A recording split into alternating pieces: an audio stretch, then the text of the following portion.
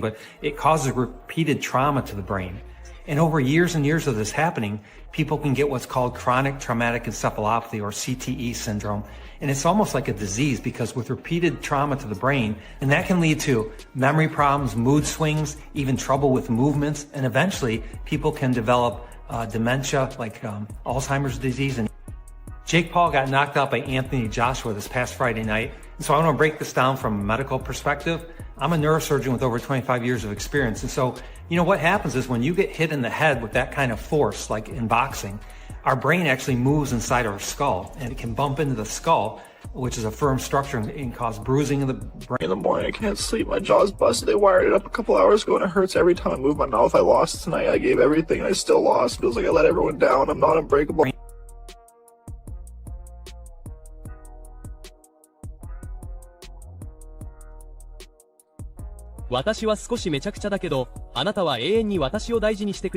Jake Paul gets his jaw broken.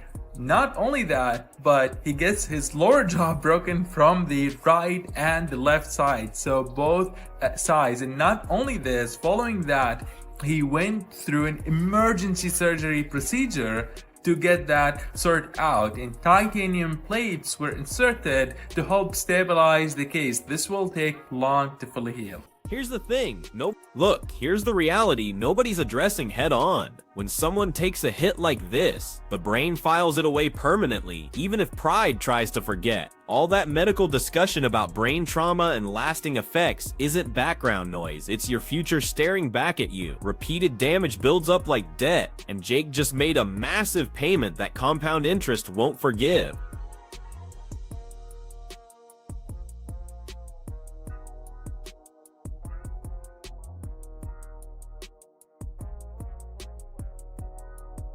He was going to like tie him down and catch him with a good shot and shit like that. So wait, do you think, curious, because it's a business aspect, but again, I'm still a nigga, and Half a year recovery time, surgery schedules, reconstructive work, muscle memory disruption. That's the surface level damage report. The real shift happened internally the exact moment he confessed. Heavyweight was beyond his reach. That admission cut deeper than any uppercut because it was surrender finding its voice for the first time. A couple of times, pushed down on the back of his neck, pushed down on the back of his head, got him to the ground. There was a few times where Jake looked like he was going for a takedown. Again, that was Jake trying to engage in the clinch, and AJ smartly moved back. In one instance, I think it was the 5th round, Jake engaged for a clinch, AJ moved back and started punching. When Anthony Joshua offered those respectful words afterward, it stung worse than silence would have. Getting kindness from the person who dismantled you confirms the dismantling was complete. AJ mentioning that connection would flatten seasoned heavyweights wasn't encouragement, it was perspective. And perspective burns when it highlights how fragile the foundation always was. To Anthony Joshua sleeping Jake and breaking his jaw in 2 different places, along with breaking his teeth. Javante joined the fun with the rest of the boxing community by throwing a meme on Jake Paul. That was his reaction, as you guys see above. This story doesn't wrap up with healing progress reports and inspirational social media content. While recovery updates post, promoters are running new calculations behind closed doors. Fresh opponents smell opportunity in the water. Athletic commissions review their protocols, and sources tell me certain people would prefer the rematch conversation never existed in the first place. Jake Paul was knocked out in round 6 and suffered 2 fractures to his left jaw. Here's the moment that did it. Chin served on a platter for that right hand right there. And look at Jake Paul's face. There's no way I can share the actual injury here. It's a bit too gruesome, as the camera was put inside Jake's mouth and his teeth were actually not in a straight line. They were separated from the others as the jaw deviated. The question is though, what kind of recovery process Jake would be. Your brain probably wants this to be the classic resurrection narrative, the vengeance sequel, the rising from ashes moment. But be honest with yourself after witnessing that brutal transformation burned into memory. Can you genuinely picture the same swagger returning? Or will doubt creep in during that crucial split second before contact? Because hesitation in that moment ends everything. Down on Jake's back. So all of those things kind of deteriorated or emptied Jake's gas tank. a lot earlier than I think he expected it to. But overall, I thought he deployed his game plan well for the first 5 rounds and actually had some success. He even moved AJ back a few times, 1 by just jabbing in the air, and 2, when he caught him, he moved AJ.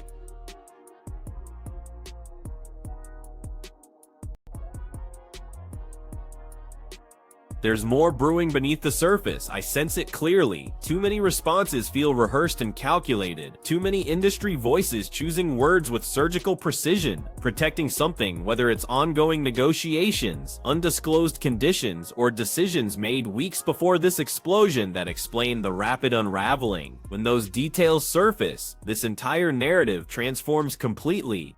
Yeah, he just represents everything that's wrong with boxing on professionalism. And, you know, he's getting what you know, he's reaping what he sows. But I hate working with people like that. He stands everyone up, film crews, everything, doesn't do any promotion. This situation extends far beyond a single fight result. Jake didn't just absorb a defeat, he triggered a conversation the sport cannot silence. While he recovers away from cameras and others publicly celebrate, pressure builds toward the next revelation, the next information leak, the next seismic shock. When it arrives, you'll regret looking away for even a moment. Jake Paul was knocked out in round 6 and suffered 2 fractures to his left jaw. Here's the moment that did it. Chin served on a platter for that right hand right there. And look at Jake Paul's face. There's no way I can share the actual injury here. It's a bit too gruesome as the camera was put inside Jake's mouth and his teeth were actually not in a straight line. They were separated from the others as the jaw deviated. The question is though, what kind of recovery process Jake would be. The knockout was total erasure in real time, career trajectory altered permanently, and the terrifying truth is, this might mark the exact moment Jake Paul's boxing credibility quietly flatlined on that Friday evening. Stay focused, because I'm rewinding this complete breakdown to the seconds before catastrophe struck. When everyone believed determination could outsmart physics and raw power, convinced survival was possible against what approached, which it absolutely wasn't. AJ came right back in and swung, but he did move him back. When this fight was first announced, you said to several media members that like initially you weren't down for this fight. You thought it was just a little bit too much too soon, to paraphrase. Did he do better? Did Jake do better than you thought?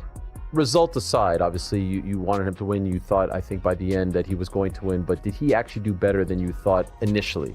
This transcended fight conclusions into pure revelation territory when Jake collapsed and remained motionless. That wasn't fatigue or random misfortune speaking. That was professional boxing finally shouting reality directly at him.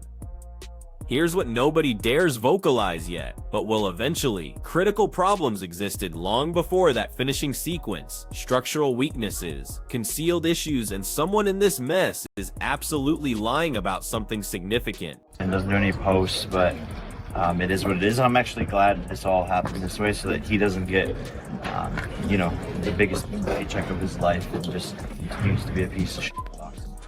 You registered the atmospheric shift, correct?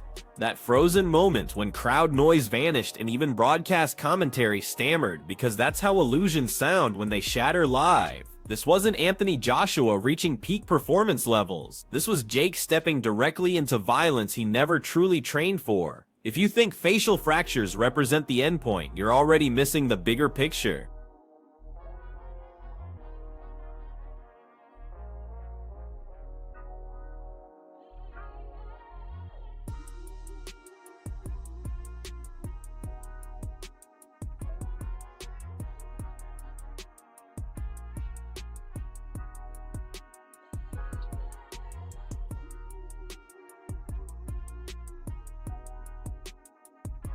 Everyone discusses mental toughness like it provides protection, but toughness failed him completely. Toughness just maintained consciousness long enough to absorb punishment that permanently alters trajectories. What fractured went beyond skeletal structure. The barrier separating entertainment boxing from legitimate heavyweight consequences exploded, and medical professionals are discussing concerns they won't address publicly yet. Yeah, there's a lot of punching down, practicing, hitting below my knees, and a lot of speed. He warming up. We're now. sparring. That's what we need. We're sparring. Warm up. some I know 8-year-olds. I got the 8-year-olds in there. If I find out anything, I'm gonna beat your ass and I'm gonna beat Jaden Love ass. On my mama, I'm gonna beat both of y'all ass. On my mama. And he laughing. He know.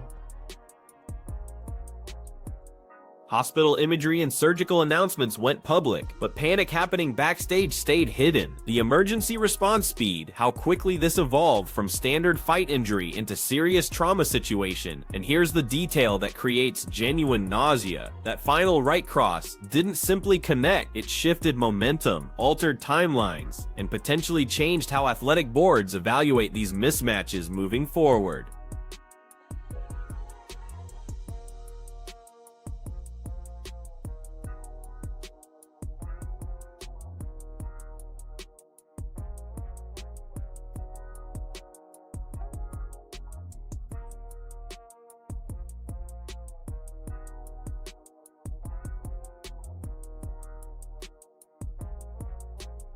Laughter erupted everywhere, social media exploded with mockery, viral content spread rapidly, but pay attention to this uncomfortable truth, that laughter isn't pure cruelty speaking, it represents relief that someone finally expressed what the industry was thinking privately. There's genuine animosity here running much deeper than surface jokes. Deeper than online exchanges, deeper than anyone's currently acknowledging. Right, listen, respect to Jake, you know, he was a tough guy in there. Obviously, he moved a lot and made it difficult for AJ.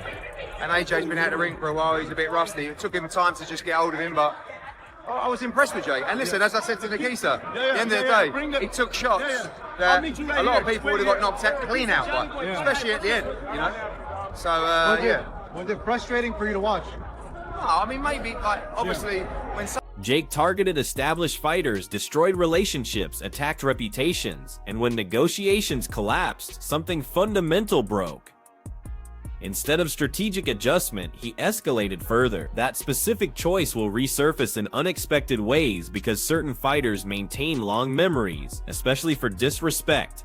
Consequences are building towards something genuinely unpleasant. Respect to Jake Paul that we took a few rounds to get going because Jake was moving a lot and holding a lot, and you know it was difficult to nail him clean, I think. But eventually AJ took his time, cut him off, and smashing him about. And listen, respect to Jake Paul, because that last shot, I know he broke his, shattered his jaw, but it would have knocked most heavyweights out. So I've got to give him credit. I was going to say, in the end, are you pleased with that? Because obviously everyone was saying, we'll argue that he at least won 3. No one expected him to last that long. Rolled his ankle, broke his jaw, still fucking fighting, man. Like, that's tough. You know, most people wouldn't have the balls ever to step in a boxing ring in their life. He stepped in a boxing ring with one of the baddest men on the planet. Who's 40 pounds heavier than him, is 6 inches taller. That's insane. He's one of the most skilled fighters on the planet, my brother. And when they're rugby tackling you, but he had to do what he had to do to survive. And he did that. So, you know, it's very difficult to go in like, you know, out the ring for 14 months and just be razor sharp with a guy running. And so, yeah, probably 2 or 3 rounds more than expected. Fair play to Jake Paul. He was a lot tougher than I thought, and he took a lot more shots than I thought he could. What did AJ tell you inside the ring about the fighter? Wicked fight. Respect to Jake Paul for taking the fight. Took a heavy shot, but you know what? What a fantastic fight he put on. But big well done to AJ. We knew from day one AJ was going to do it, but the better fighter was going to win. People said that Jake Paul was running. Do you feel like he ran or do you like? I mean, against someone like AJ, AJ's a big guy, strong guy, and he can hurt you. So yeah, 100%. Like he's gonna want to avoid his power, but you know what? He got caught in the corner and bang you out. Or Jake would have moved around the ring at 100 miles an hour. There's 2 things I would have done: tried to shut Jake down at 100 miles an hour, or I would have gone on the back foot. So Jake decided to move around the ring, and I decided to put the pressure on. What I could have done better is a lot of things. 100%. In the fight game, you've seen the amazing fighters that. We'll argue that he at least won 3. No one expected him to last that long. Rolled his ankle, broke his jaw, still fucking fighting, man. Like, that's toughness. You know, most people wouldn't have the balls ever to step in a boxing ring in their life. He stepped in a boxing ring with one of the baddest men on the planet. Who's 40 pounds heavier than him, is 6 inches taller. That's insane. He's one of the most skilled fighters on the planet, my brother. Meanwhile, viral content multiplies, arguments intensify, and the unforgettable image remains. Jake Paul radiating confidence, pre-fight, then lying shattered afterward. A transformation captured in single frames that communicates everything. Graced us over the last 100 years, and the expectations that we put on ourselves are immense, but I tried my best. Jake done well while it lasted, but if you remember what I said in the interview with Cameron, is fighting's not just physical, it's psychological. Currently, everyone pretends competitive balance existed, hiding behind diplomatic statements and moral victory narratives. But diplomacy doesn't reconstruct facial bones, and it doesn't eliminate Anthony Joshua solving him methodically, professionally, like someone disassembling familiar machinery. Other fighters absolutely studied every second, guaranteed.